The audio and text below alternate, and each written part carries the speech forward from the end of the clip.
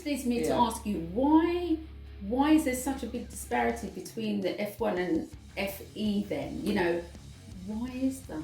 So Formula One race on tyres that are called, like in racing terms, slicks. So you know a standard tyre has like ridges. Yes. So racing tyres are like totally smooth, and the only reason that they have traction against a road, that they can grip a road or a racetrack, and actually they need quite specific surfaces. They need like racetrack surfaces. So Hazel, how do the drivers of each court feel about each other? Is there respect or?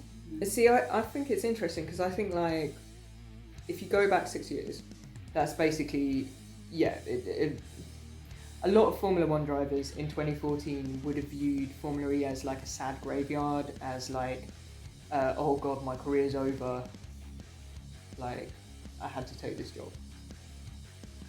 And in fact, like some of the Formula E drivers I've spoken to, like one of them came from testing a top F1 car, the F1 car that had just won the championship in 2014. Stepped into a Formula E car and he was like, oh Lord. Because in the first season, you know, these were underpowered cars. They were compromised builds. They were things that had been put together in a few months with not ideal circumstances. But I think the quality of racing and that determination to get good drivers in the first place so that you got good racing, and the fact that the field is very competitive and very even, and you see really good drivers really fighting each other, which is what they all want to do. You know, they want to win, but they don't want to win in a boring way or just in a way that doesn't show their skill. They want to be able to fight someone. That's why they enjoy racing. That's why they enjoy the thrill of it and the competition, because if there's no competition, there's no sport. And so I think the competitive nature of Formula E and the way that Formula E has evolved has caused a lot of respect between the two, and I think there would be very few F1 drivers now who would consider a driver like failed or that it was like sad that they were in Formula E. There's lots of other Formula One people who might think that, but not the drivers themselves. I think they've got a lot of respect between them. Hazel, you've got Mercedes and Renault, who are manufacturers who are all part of the F1 circuit and have their cars obviously in F1. Have they submitted cars into the FE circuit as well?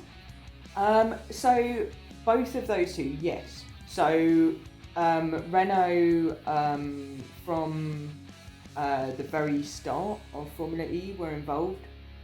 They had been an EV manufacturer, and they were kind of interested in it. And they're one of the most successful manufacturers in Formula E, and then they left to focus on Formula One, which was a strange move. Comparatively, Mercedes have been in Formula One. They've been really dominant. They've won the last 6 Constructors' Championships and Drivers' Championships. And they decided in 2017 that they were going to enter Formula E. And they now have a factory team there. Which is a source of, like, there's a lot of speculation, like, are they committing more to Formula E? Do they need to continue this Formula One programme? You know, how many more are they going to win in a row? Like, is 7 years of domination enough? Will 8 years domination be enough? You know. So Mercedes really the front runners in winning in F1. Wow. In Formula E, they came in and were like, we're going to look like idiots for a bit because we don't know what we're doing. And so they literally used a Mercedes customer team, so a team that run Mercedes cars in touring cars, so road cars. They got that team to have a year to prepare to try and get themselves ready, and they're still not front running. I have to ask you this. I hate talking about money, but I have to bring it up. Why the formulas, both of them, F1 and FE, why does it generate so much money? I mean, it's massive, isn't it? Yeah, I mean, well, it certainly spends huge amounts of money these days. So the difference, well, so the reason that Formula One started generating money was because different car makers wanted to compete and wanted the glory of being the person who won the Grand Prix, the big prize. And that started running a lot of investment. Advertisers started wanting their logos on it. Here's a weird thing, because I know you know media. Many of the earliest car races were organised by newspapers. The idea that car racing might be funded by newspapers is absolutely it's quite alien in 2020.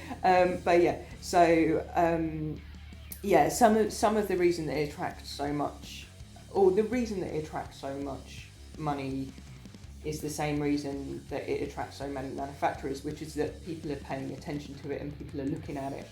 And so if people are looking at it and you're, Mercedes, who were around from the start of motorsport, and you look like an idiot in it, then you're going to be like, oh my god, even if we don't know these people and they just happen to be a customer who bought a car, we're going to try and we want to make sure that we can get them the best resources available so that they can try and succeed, because it's our badge on their car that they're driving.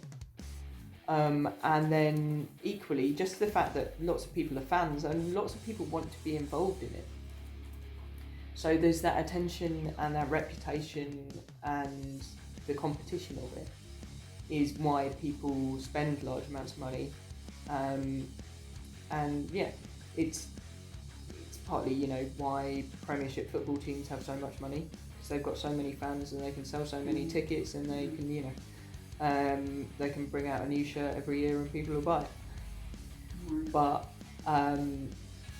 equally, particularly with Formula E, there is a unique attraction in terms of manufacturers and brands wanting to align themselves with something green and with something which has a very hopeful environmental message, and that is quite confrontational on that front, because if you think about a few years ago, I mean, it's no coincidence that in 2016 and 2017 large numbers of German automakers, BMW, Audi, whoever, Porsche, were all fined colossal amounts of money for lying about diesel emissions.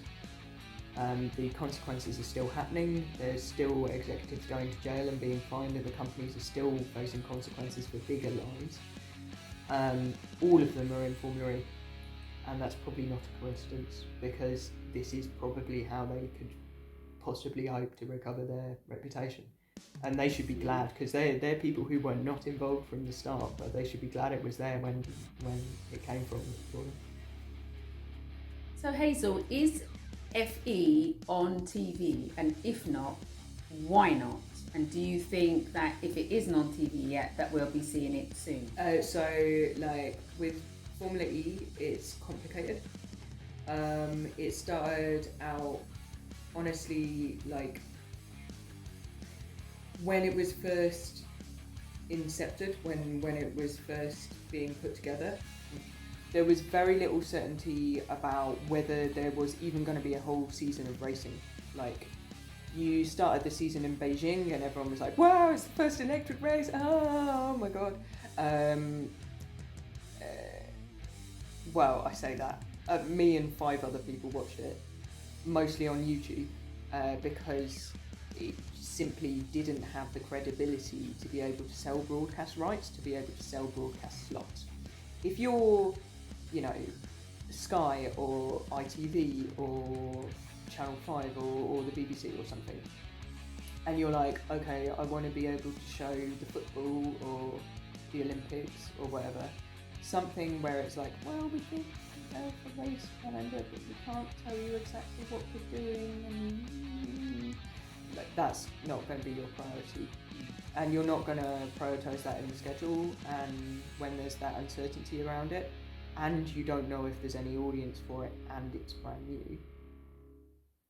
So Formula E originally broadcast itself basically on, it did have rights holders, so I think ITV5 had it originally in the UK, but I mean, you and I watch ITV5 every day, we know the full schedule, right? It was not displayed prominently, you could just watch it online. You could call that a bold experiment in getting a new audience. Honestly, it was pretty much an act of desperation, but the fact that they didn't go mad trying to secure broadcast rights, but just said, okay, we can't get them, so let's put it on the internet, was a bold move actually. And like, they've always been much more engaged with online, and this was at a point where Formula One didn't really have social media even, or like didn't engage on YouTube, or like, well, yes, definitely didn't have a YouTube. Barely had a website, to be honest. So Formula E making that choice and seeing what happened was pretty cool, and it did mean that you got a different audience, that you got different people watching it, because it wasn't paywalled, you didn't have to pay for it, and that's really important to a new sport. You can't expect people to pay for something they've never seen. It is now on TV, it is now also on YouTube. So what station is it on television? So it has a complicated broadcast situation in the UK that a lot of people kind of, because I'm quite shouty about Formula E online, people quite often complain to me about it, because it's sometimes on BBC Two, sometimes on the red button, sometimes it's just on iPlayer. But if you go on iPlayer, you can watch all the seasons. So it is BBC. Yeah, it is BBC. It's also on YouTube in the UK in terms of rights, and there's various different situations worldwide. So like America, I think Fox has it, and like Canal Plus in France, and like RTL, I think in Germany. But it has a mixed situation, because I think after they realised that people could watch on YouTube and were watching on YouTube, after a couple of disastrous deals in the UK, like they gave it to Channel 5 in season 3. I watched one race, one of the like big races in season 3, really important race in New York City, first auto race in New York City for a long time, on Channel 5 Sport Facebook page, because that was the only place they were broadcasting it. I didn't even know that existed. It was quite poorly managed for a bit, and now they've stopped trying to sell exclusive rights, so that they maintain that ability to let people see it regardless of whether there is a broadcaster who might also push it to their channel.